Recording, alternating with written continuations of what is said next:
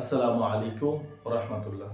প্রিয় বন্ধুগণ, প্রতিবারের মতো আজকে আরও একটি ক্লাস নিয়ে আপনাদের সামনে উপস্থিত হয়েছি। আজকে আমি আলোচনা করব যুক্তবর্ণ ভেঙে শেখা, জফলার ব্যবহার, রফলার ব্যবহার, রেফের ব্যবহার এবং রিকারের ব্যবহার। চেষ্টা করব আজকের এই ভিডিওতে সম্পূর্ণ বুঝিয়ে দেওয়ার। তাহলে শুরু করা যাক আজকের আলোচনা। প্রথমেই আমরা শুরু করছি যুক্ত বর্ণ দিয়ে। তো যুক্ত বর্ণ দিয়ে কি, প্রথমে দু একটা শব্দ যদি লিখি, যেমন মুক্তি,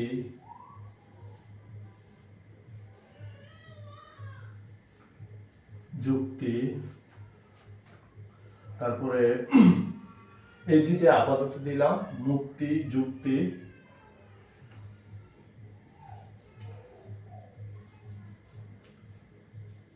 যোদ্ধা। এমন অনেক শব্দ আপনারা পাবেন, অসংখ্য শব্দ আছে যুক্ত বর্ণ, যেগুলো আপনারা প্রতিনিয়তই পাবেন। এখন আমি দেখাবো যে কিভাবে এগুলো সহজে পড়বেন। সাধারণত আমার ভিডিওতে আমি তাদেরকে শেখাই যারা জানে না, যারা শিখতে চাচ্ছে বা শিখতে চাচ্ছে।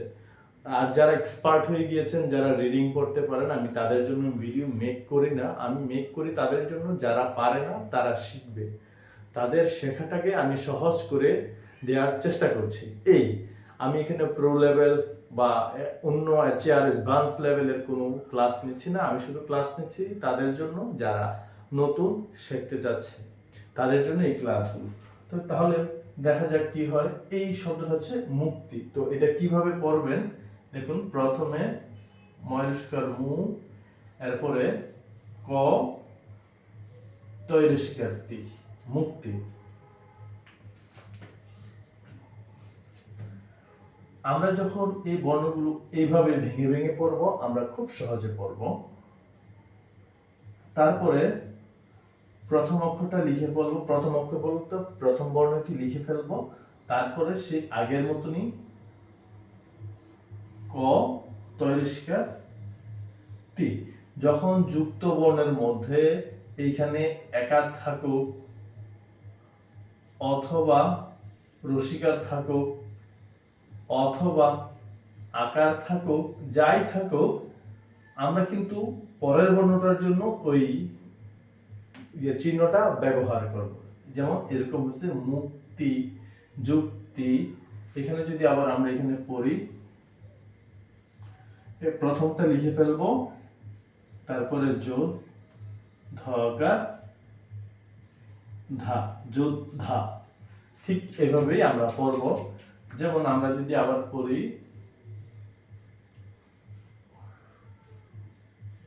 এটা কিভাবে পড়ব, প্রথমত এটা লিখে ফেলবো, পান, তারপরে পান্না। আবার যদি আমরা পড়ি, কি হবে, হান, তারপরে আরেকটা বর্ণ আছে সেটা পড়ব। এভাবে অসংখ্য যুক্ত বর্ণ আপনারা একেবারে খুব সহজেই এভাবে যদি পড়েন, তাহলে আপনারা খুব সহজেই রিডিং গুলো আপনারা পড়তে পারবেন। আরো যদি কিছু যুক্ত বর্ণ আমরা যদি দেখতে চাই, যেমন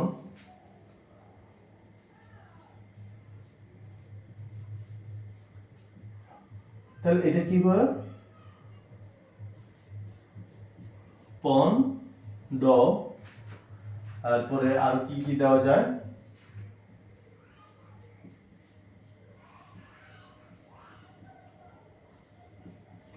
গণ, দ, আরো যেমন অনেক শব্দ আছে,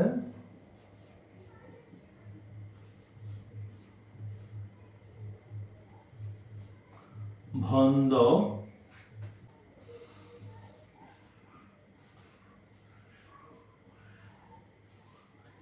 দৃষ্টি। আমরা প্রথমে এটা লিখব দৃশ, তারপরে দিব দৃষ্টি। ঠিক এভাবে আপনারা যদি ভেঙে ভেঙে পড়েন, তাহলে যুক্ত বর্ণগুলো আপনাদের কাছে খুব সহজ হয়ে যাবে।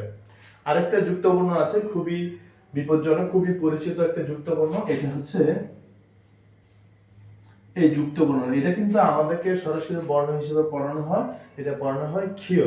যদি এটা কোনো বর্ণ নয়, এটা হচ্ছে একটা যুক্ত বর্ণ। তো এটা হচ্ছে ক যোগ মূর্ধন্য ষ। তো এটা আমরা কিভাবে পড়ব? এটাকে আমরা যেমন আমরা যদি পড়ি পক্ষ, তাহলে ঠিক এইভাবে পড়তে পারি, পক্ষ পক্ষ। আমরা এখানে এই এই এই বর্ণটার জন্য আমরা যদি এখানে একটু লিখে দেই, যুক্ত বর্ণ যখন আমরা পড়ব, কিন্তু মূলত যুক্ত বর্ণটা হচ্ছে এইটা, এই বর্ণটার মূল যুক্ত বর্ণ যদি এটাকে আমরা ভাঙি আমরা পাবো এটা। কিন্তু যখন আমরা পড়ব তখন আমরা পড়ব ক যোগ খ, এরকম পক্ষ। এরপরে হতে পারে আপনার সরি